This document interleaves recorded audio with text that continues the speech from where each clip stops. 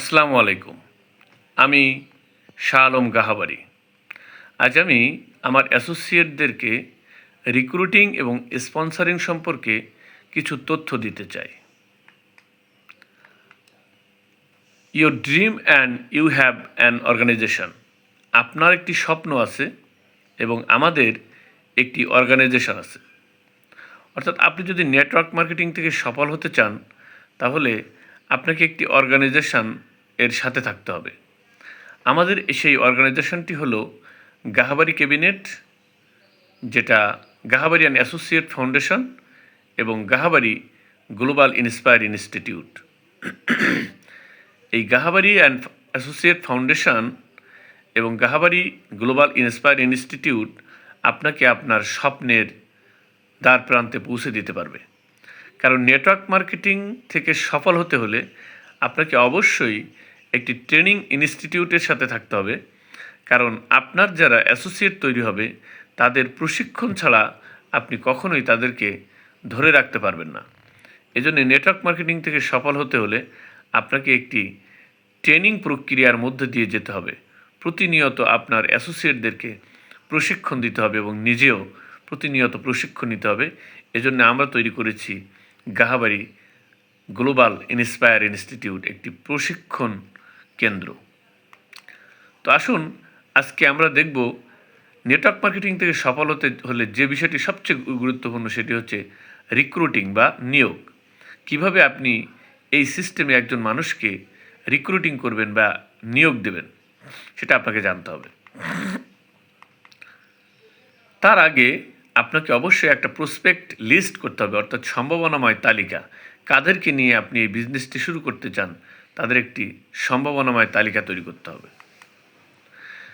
এরপর আপনাকে সিলেকশন, বাছাই বা নির্বাচন করতে হবে যে কোন ব্যক্তিগুলা আপনার পছন্দের ব্যক্তিদের নিয়ে আপনি ব্যবসাটা করতে চান।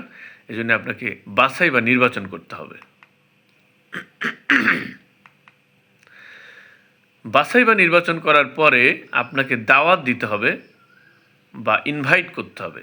কিভাবে আপনি ইনভাইট করবেন সেটিও আপনাকে প্রশিক্ষণের মাধ্যমে জেনে নিতে হবে এবং আপনার দলকে প্রশিক্ষণের মাধ্যমে এই ইনভাইটেশনের উপরে দক্ষতা তৈরি করতে হবে। ইনভাইট করার পরে আপনাকে প্ল্যান শো বা এই প্রতিষ্ঠানের পরিকল্পনা আপনাকে শেয়ার করতে হবে, প্রেজেন্টেশন করতে হবে। প্ল্যান শো করা শিখতে হবে এবং প্ল্যান শো করতে হবে। প্রতিনিয়ত আপনার যারা গেস্ট প্রসপেক্ট আছে তাদেরকে প্ল্যান শো করতে হবে।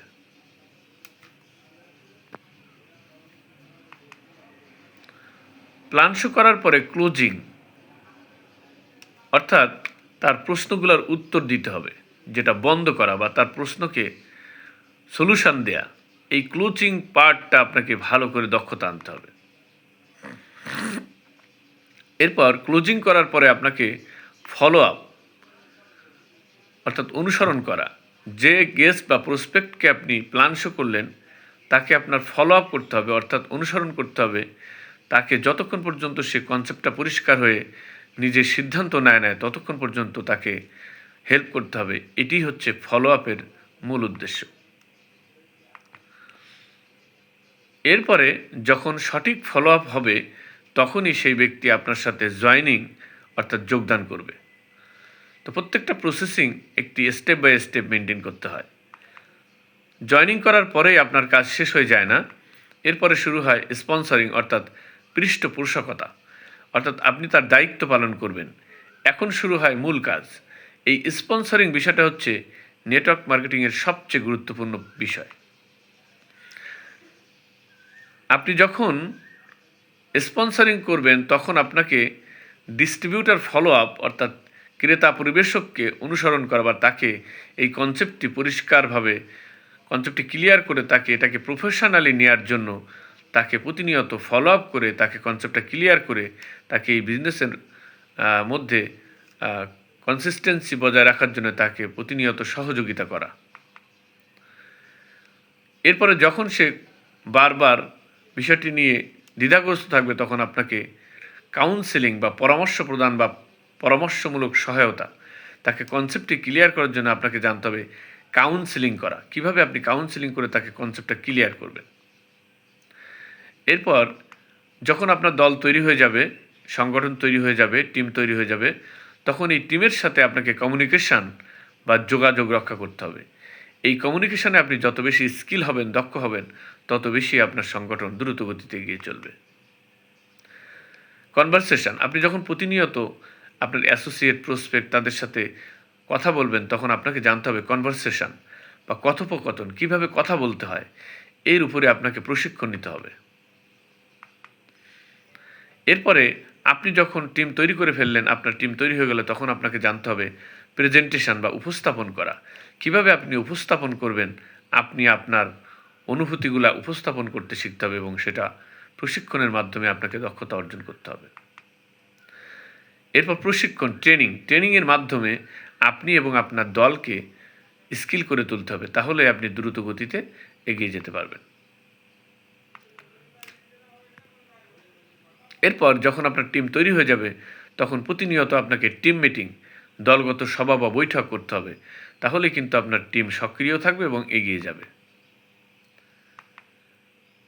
টিম মিটিংয়ের সাথে সাথে ছোট ছোট গ্রুপ মিটিং, আপনার ছোট ছোট দলগত সভা বা বৈঠক করতে হবে এবং প্রত্যেক দলের মধ্যে 5 জন 7 জন করে এক একটি গ্রুপ মিটিং করতে হবে এবং সপ্তাহে একটি করে টিম মিটিং এবং একটি করে গ্রুপ মিটিং চালু থাকতে হবে। ক্যাম্পেইন ইমপ্লিমেন্টেশন, আপনাকে দলকে এবং টিমকে সহযোগিতা করার জন্য বিভিন্ন রুট পর্যায়ে আপনাকে ক্যাম্পেইন ইমপ্লিমেন্টেশন বা অভিযান বাস্তবায়ন করতে হবে। এই অভিযান বাস্তবায়ন বা ক্যাম্পেইন বাস্তবায়ন আপনি যত বেশি দক্ষতা অর্জন করবেন, তত আপনার টিম দ্রুত গতিতে এগিয়ে যাবে এবং তারা সাকসেসের দিকে এগিয়ে যাবে।